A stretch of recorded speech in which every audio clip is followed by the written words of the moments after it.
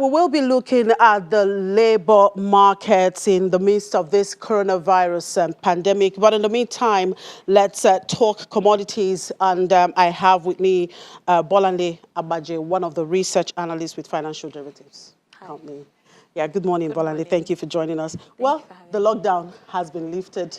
Partially. Yes, partially, finally, and finally, because a lot of people, when you talk about partially, we have quite a lot of people on the streets now just wondering how partial is this lockdown. Yes.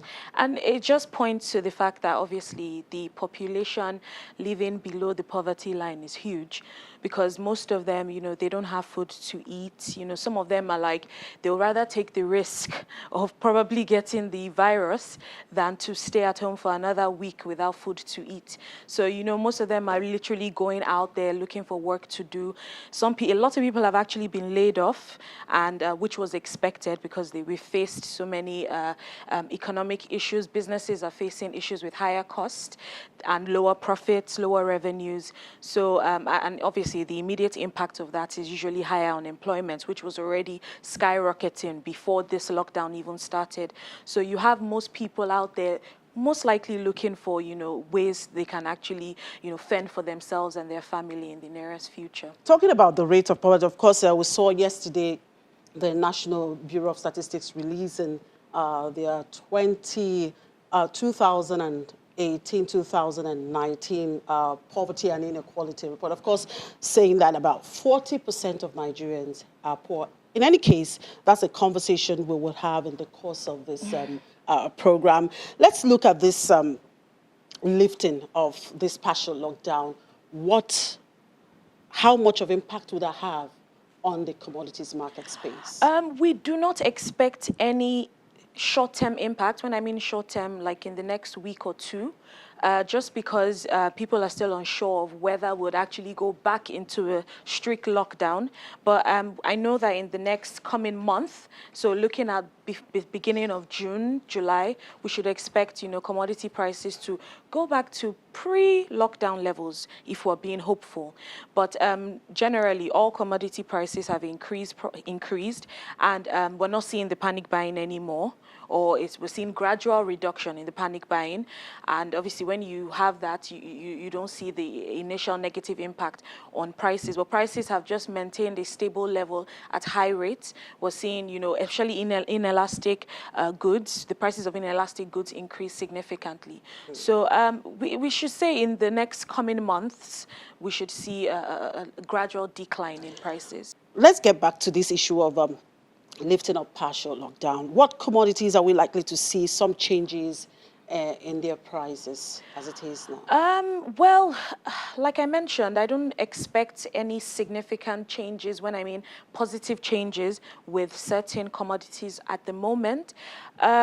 We did expect that, the commodities that would most likely change prices would be the ones that are not as inelastic as we expected. So the likes of the staples, gari, rice, we don't expect prices to change so soon. But those like sugar, palm oil, those that you can easily replace, they might, start adjusting first due to their nature and the fact that, there are other substitutes within the market. All right, globally, Trump is at it again with China. Yes. Now, what will this new reignite trade war mean for the global oil market as well as other commodities? For now, analysts are in shock somehow because it seems like Trump is going towards that political route again, and is expected because obviously we have the U.S. elections coming up. He's trying to, redefine individuals within the U.S. economy and streamline them to what he thinks is most important. And we believe obviously it does more harm than good. We've not seen any significant impact on oil prices just yet, but when it comes to the issue of threatening tariffs once again, China is still in the recovery phase of coming out of the lockdown, trying to pick up consumer spending and all that. And the point I'm even trying to make across is the fact that the initial basis of the tariffs was due to the fact that, Trump wanted China to import more of U.S. Products. But at the moment, we're seeing very low supply within the U.S. market, high unemployment rate, low GDP figures. That, in fact, doesn't even justify his reason for trying to reintroduce those tariffs. How do you see this playing out eventually? Well, I feel like, now that he's mentioned it, China will probably not do so much at the moment, because I feel like for them, what's more important is rebuilding their economy. They are trying to build, the consumer demand within the economy first before looking on the outside. They'll probably just, manage the situation the best way that they can.